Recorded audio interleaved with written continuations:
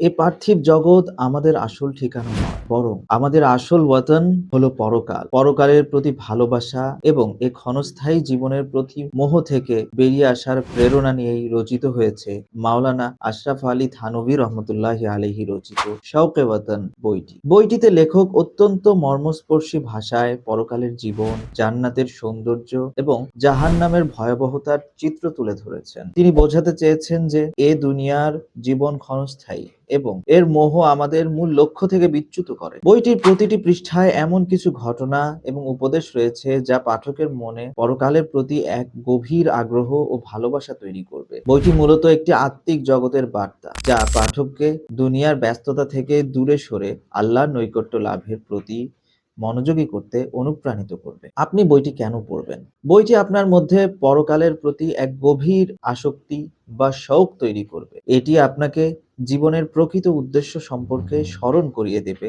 এবং দুনিয়ার ক্ষণস্থায়ী মোহ থেকে মুক্ত হতে সাহায্য করবে। এছাড়াও রয়েছে মাওলানা থানভী রহমতুল্লাহি আলাইহি এর জ্ঞানগর্ভ আলোচনা এবং হিকমতপূর্ণ বক্তব্য। তো প্রিয় পাঠক, হযরত মাওলানা আশরাফ আলী থানভী রহমতুল্লাহি আলাইহি রচিত শওকে ওয়াতন বইটি এখনই সংগ্রহ করে ফেলুন হাকিমুল উম্মত প্রকাশনী থেকে। ধন্যবাদ।